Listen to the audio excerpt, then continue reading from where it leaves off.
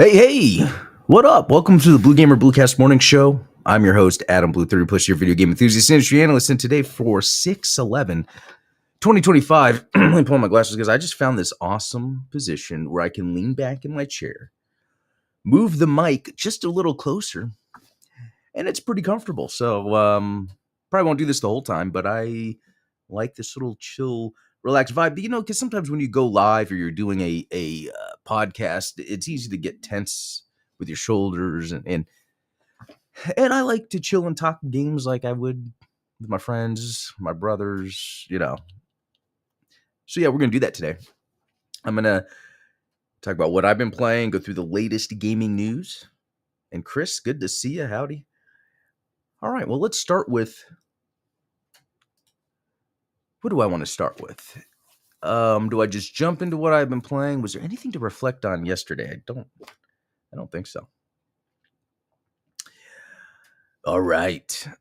So, it's coming back to me. I played about an hour and a half or so of Halo Infinite with my youngest, and it was a lot of fun. I just hadn't played it in forever, and this was the campaign, the co-op. So when Halo Infinite came out, well, before it came out, my whole thought was, I can't wait to play co-op, and I can't believe that when it dropped, it didn't come with co-op. That was one huge mistake. But anyway, now it's out, and I was playing it. It was so fun. The Halo combat system is so fun. And even when I was in the floaty nature, the jumping, the shooting, when I was playing with my son yesterday, we were in this room, tons of guys everywhere. And it was just so fun to you're constantly running, hook shotting, shooting, jumping, shooting, turning around. It's like a John Wick thing. I feel like Halo embodies the mechanics of John Wick, that you're constantly moving around, shooting, using a different weapon, maybe just a melee, and then shooting, and then picking up another gun and shooting, and then turning around. Man, we had so much fun with that. So I can't wait to jump in some more. Yeah, the plan is to try to beat the Halo Infinite campaign. And for a game, it came out in 2020, I believe, right? Because it got delayed a year. I forget the exact date. I remember when I first saw the game, and I was like, the game looks okay. It's not the best, but something about it, and I'm sure it's been updates, but it looks really good. I would say the human, maybe polygonal models around the face, maybe not the best, but texturing, how it runs, it's another example of a non-Unreal game, and we're getting something that runs really good and looks really good. The more and more, we're in this situation where everything is Unreal Engine, and then we get those games that are not Unreal Engine. I'm really seeing the issues with the Unreal Engine. So, okay.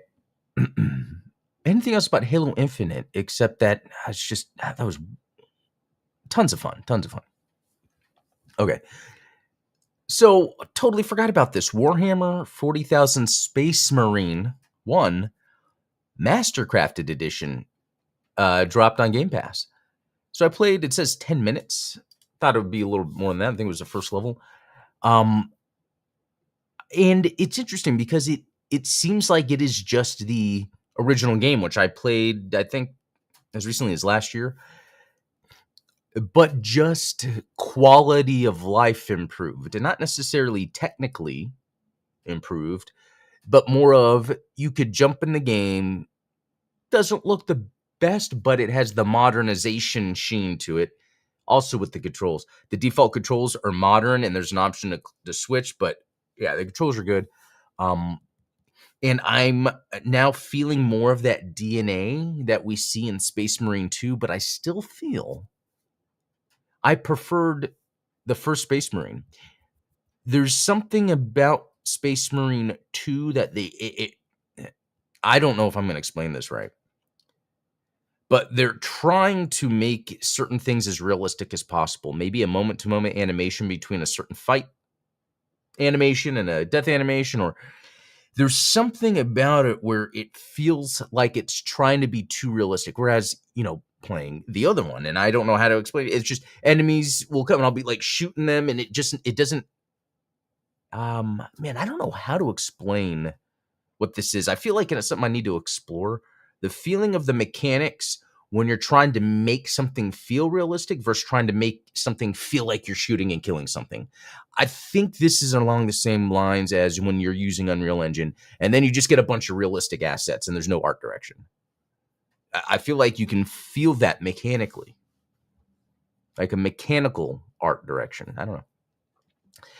But I might play some more of that because it's a quick, easy jump in and play. And I think another part of the old schoolness of it is another thing I like about it is you can quickly and at a quicker pace than most games kind of understand what the loop is and then game that. For instance, in Space Marine, you can do the what is it called? It's a special kill type. You press Y and then you press A. You could pretty much do that when you're in a mob and you're going to be invincible because you're just going to keep getting health. So that's an example of how to game it. Okay, here's an interesting one. This Ninja Party, but it's a playtest. So I got an email that I was welcomed to this playtest, and I sent one to my youngest, and this is pretty fun. There's some work that it can use. If you guys are okay, I'll start with Fall Guys. You guys might be familiar with Fall Guys. I played a little bit of that, but it was this game called Stumble Guys that was kind of a ripoff, but I liked the Stumble Guys aspect better. This is like Stumble Guys, except it's a melee combat thing. Instead of like racing to the end, you are fighting each other, but it's really fun because there's really only one attack button, and it's a punch. And then there's a dodge button. So you can, the game is all about that. And I really like that. Mechanically, it's about positioning yourself so you don't get hit and so that you can hit. Because there's some wind up to the attacks. Bunch of weapons laid around everywhere. You run into them to pick them up. They get destroyed. After some time, there's things like bats, a wooden plank, not tear gas, smoke bomb, fire extinguisher, and then a katana, which the katana actually kills in one hit. And then as you're playing the game, you might see like a 1, I think, on your head, a gold 1, and that's saying, hey, you're in first place. So how it works is by the end of that first level, whoever's in last, doesn't get to move on to the next part of the game. So this is something we've been seeing recently in games. I think the new, that's a game mode in the new Mario Kart, for instance. So and it has a thing too where like you unlock skins and all this stuff and you can upgrade your character. I'm not too sure what it does yet, but I say keep an eye out for this one. Ninja Party. It seems like it's a chill, fun game where you don't have to think too much, but you can have a lot of fun. So, all right. Was that all I played? I'm trying to think if there's anything else I might have played. During the week, it's a little busier. So, yeah. All right, let's move on to some news. A Switch 2 exclusive Splatoon spin-off was just shadow announced on Nintendo today. Which is putting mobile application. Oh, that's that mobile app. Hey, James Kellogg, it's good to see you. I forgot about this mobile app, but they actually announced a game called Splatoon Raiders. It's a spinoff, which I don't know. I need to make sure I have notifications for this app then and view. I mean, that just seems like a fun thing. Maybe I can just do that as part of my morning gaming. But that's really cool to have that set up. And like that they have a shadow drop. That's pretty cool. And there's going to be some more Switch 2 news, actually. Let's just go straight to that. Switch 2 tops 3.5 million sales to deliver Nintendo's biggest console launch. So happy that happened. I know there was, and I think it was kind of obvious, but it's just when the Wii U came out, and people weren't sure what to make of it. And I think the Switch was just such a good and easy idea that a Switch 2 is obvious. So it's great to see this is happening. And two, I would love it if, like, because of this, it changes the scene somehow again, another way where different types of games that are being put on Switch 2 that we might not have got before, or even, Microsoft's bigger push. We'll see a rumor here later where, Halo, there's the Halo Combat Evolved remaster, and apparently there's already leaks that it's coming out on PlayStation later this year, but not Nintendo. But I think Nintendo is prime for a huge audience. And as a fan of Gundam, that Battle Destiny came out. And again, I don't know how it runs on the Switch 2, which is crazy. I need to. That seems like something I would be researching. That's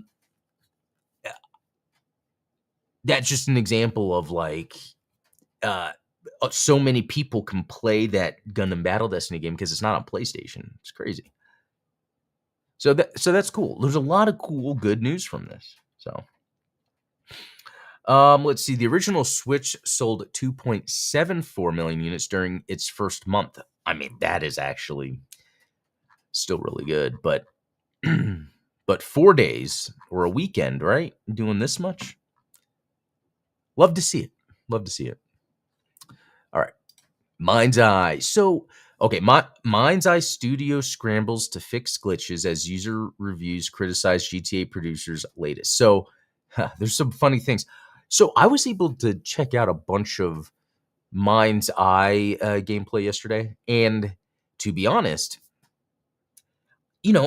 I play games that aren't always technically proficient, that have the highest production values, and sometimes you can find fun in them. I think Mind's Eye is one of those games. Just by watching, yeah, there's a lot of stuff going on.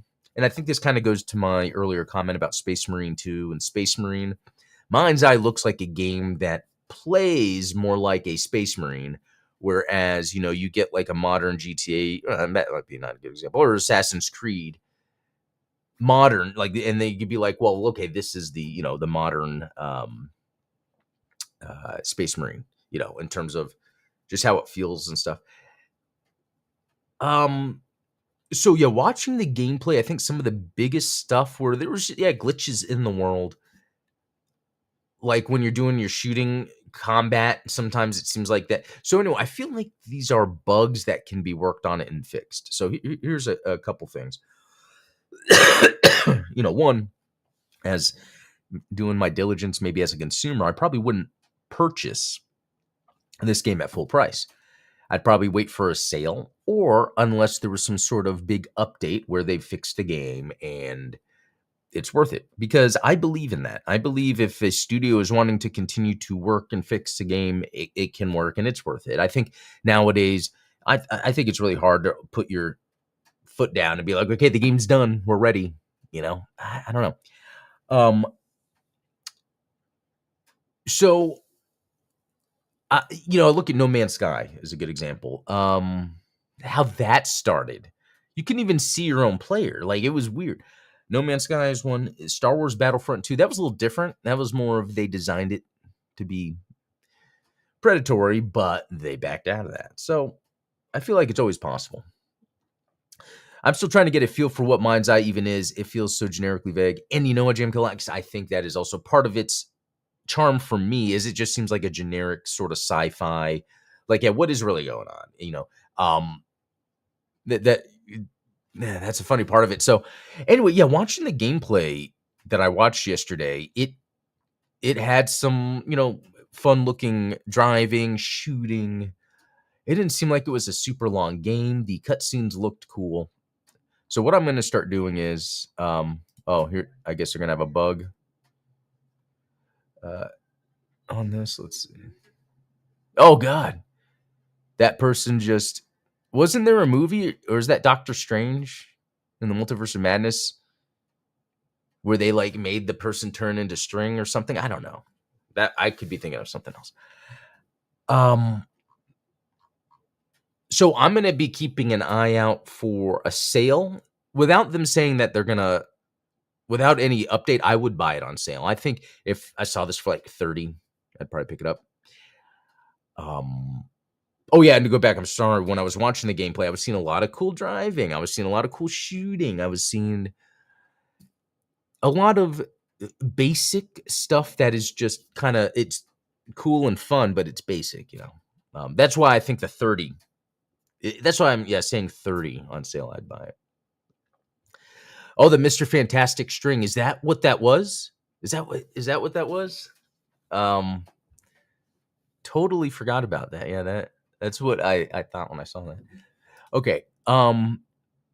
Capcom says it considers Switch 2's controversial game key card titles as digital sales. I haven't really been paying too much attention to this because I don't know if I really care too much.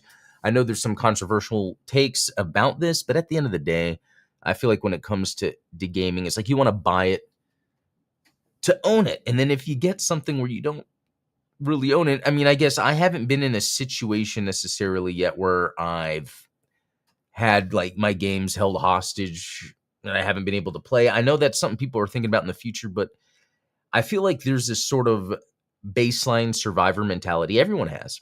Everyone does. And I think I've sort of gotten over it as I've gotten older. Sometimes it's like, oh, I need to have enough of these around, or I need to make sure this happens this way. I need to, and then after a while, it's like, well, yeah, it's good to feel prepared for stuff, but let's face it, is it really going to happen? So I guess what I'm getting at is, I guess the idea is you get a key card, but it's still a digital game. And it's attached to your console.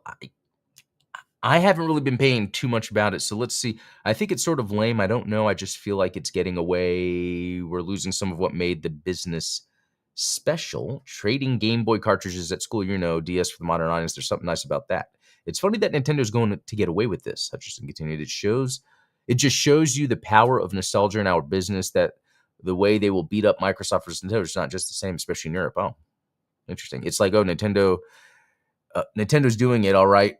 We're not going to say much. Okay, and again, not that I have an opinion necessarily on the keycard thing, but I would say that isn't a true opinion. Oh, Nintendo's doing it? All right, we're not going to say much. Remember the Xbox One, and it had its system? It had a system for reselling your digital games, and people complained, and now that doesn't exist. It's like when GameStop used to allow you to return an opened full game within a time period and get a full refund. That was awesome because it was a way to check out a game to see if you wanted it or not. And then people complained that the game they got was used, and it's like, well, who really cares if it's used when we're in a digital world now? Now you messed everything up, everybody. So it's interesting how I think there's things that are worth complaining about, and then there are things that are not, and then there are things that, depending on who's behind it. So Xbox One with their digital code thing that they with Don Matrick, and then that other example I had that I just forgot. People will get, but Nintendo, I don't know. Do you remember that some AAA games get these glitch special? Oh yeah, that's something, Chris. That's a good point. Those are some things that I just kind of let go. Glitches. Jim Kellogg, that's the one thing I refuse to buy for my Switch 2. I will try to buy the game on the other platform. Oh, Jim Kellogg's good call. And I guess that's kind of how I treat my Switch anyway. It's like I'm getting the main games on it, the Nintendo game. So that's a good point. The irony is that not that many people are going after MS on their digital. Yeah. See, it's I remember that being because of piracy concerns. Yeah, so there's so many different elements to this. And originally, Microsoft was going to have a system in place that's better than this. But people complained. And now Nintendo's doing it like this. And even if people do complain, this Hutchinson guy is right. So I don't think after going through this, I really I guess for me, there's not really a concern. I've learned through changing my entire physical collection into digital. At the end of the day, I can play a game I want to play. It's really hard for me. I think the hardest one, and I resolved it, was Godzilla on PS4, just because it was only physical and $200, and the ROM, the emulated version wouldn't work. So, all right. Just Cause 5 was reportedly canceled mid-development. So I think that's okay because we're at Just Cause 5. I liked the first Just Cause game a whole lot. And I think it did the same thing that I explained to Space Marine, where over time it got overly produced to where I don't know, it felt stale. So I played all of them. I've only beat the first one. I don't think I've beat the other ones, but I've played a lot in the other ones and got the DLC and blah, blah, blah. And they just never reached the peak of the first one. And again, I feel like limitations are what help sometimes these things really feel good. So, okay. Hideo Kojima thinks his company will fail if it tries to replicate his work when he's dead. That's an interesting thought because I had all these flops when I did that at Konami. I won't name titles. If it's a sequel, that's quite easy. But a game that no one has ever seen before, even if I write something, people won't understand it.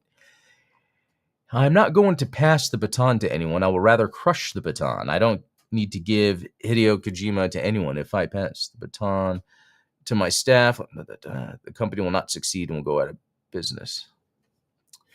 Huh. Last month, Kojima revealed that he has a USB stick packed full of ideas for games.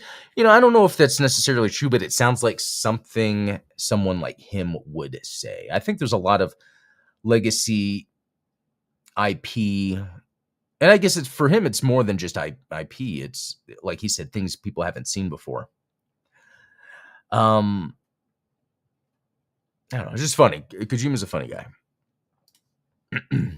Okay, Marathon brought on a new creative director last month, so I guess that's could be good news because of everything that's been happening. So, spotted by Marathon Bulletin on X, Julia Nardin has updated their LinkedIn profile to reveal the new role at Bungie. Nardin started as a narrative lead in 2019 working on Destiny and became the narrative director. Okay, so she's been in with the company for a while, so. Okay, that sounds like a good next step. Okay, any other news? I feel like with the Switch 2, all news is Switch 2. But we're going to try out something here. Let me... There is a game I've been meaning to try. It's not out yet. It's called Blast Rush LS. So let's get this going. Looks like a shmup. It should play like a shmup. We'll see. I get that. He wants them to blaze their own trails when he's gone. Not to be... Oh, yeah. That's a really good way to put it. I think that is... I guess... If you don't... I mean, if you're not seeing his idea, how would you be able to make his idea? Or even if you see it. What am I trying to say? But yeah. Interesting. So this game, it's a shmup, but it has a lot of interesting things going on. There's this play now standard 2-minute. Press Y. There's LS mode, classic, blast box, bunch of stuff. Tutorial. How to play.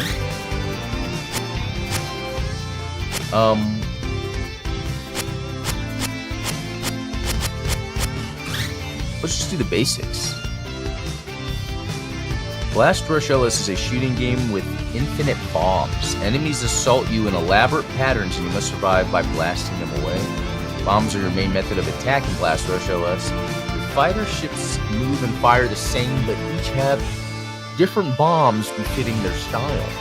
Alright. Let's get into this and see. I like that you can hold down Y and just play now.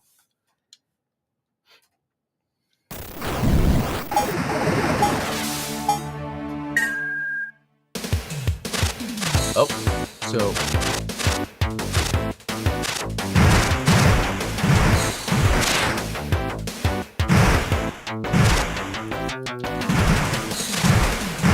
Interesting. So the idea is instead of like a little bullet, you know, the bullet hell thing, it's bombs that are, I guess, kind of explode in front of you. I mean, which is cool because it makes it feel different. Like, this is a real different approach to it.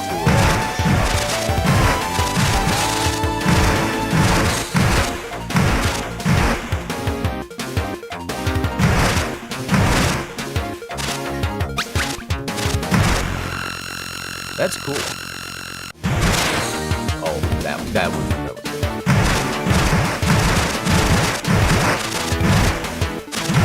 The moving left and right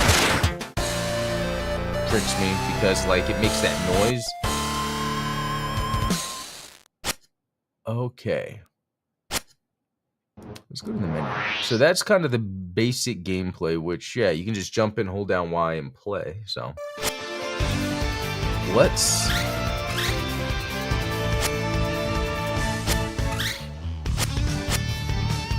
Oh, and different bomb types. Okay, I just did the BR-15. Let's do this Dignity.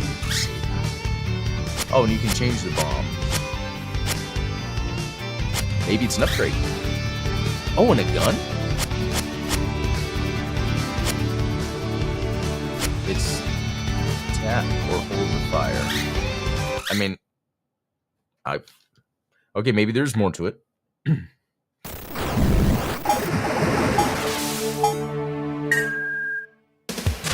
Oh, okay, so there is...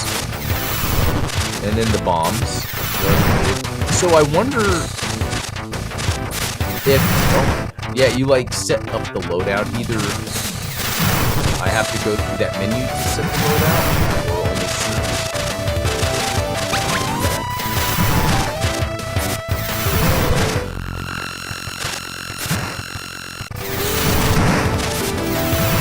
Like it's better just to hold down the bomb button, even though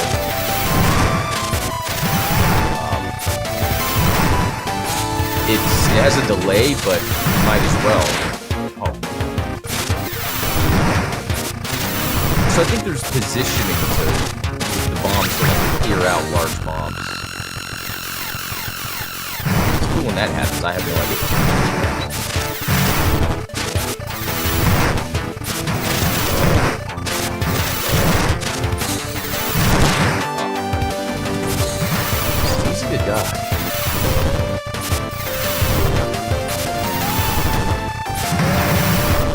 Whoa! I just happen to be right in the middle.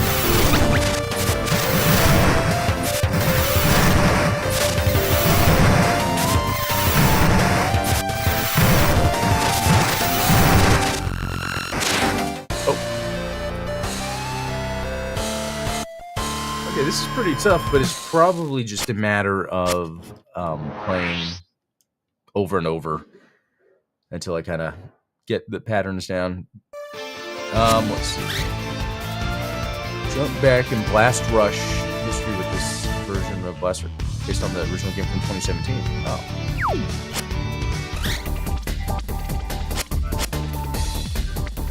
Oh. Okay, so that's pretty neat how this has been built out. Oh, okay. Play now configuration. So that beginning part where you hold down Y and it starts the game. This is that configuration. Gun mode off. You see? So you can set that up. Yeah, that is pretty neat. Hyper dodge, which is RB. That's cool. Okay, so there's a little more to this. I'm digging this. Let's. I don't think it actually says when it's coming out, so let's look.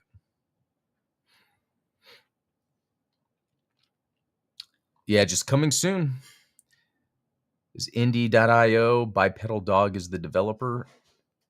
I think this looks cool. I didn't really get a sense of any sort of progression or anything other than it looked like there was those unlocks. Those things are gray, but I was able to select a gray, one of those little cards or something.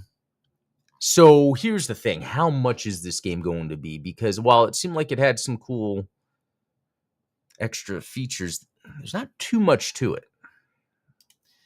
Like, I feel like $10, but I don't want to offend them. They're borrowing this. Oh, Sakurai Smash Down menu UI. Yeah, that is a good point. That's cool that you called that out. I got to remember to use that reference. All right, guys. I think that's it for today's episode. Thanks all for watching. I'll be back tomorrow with some more. But yeah, have a good one. Talk later.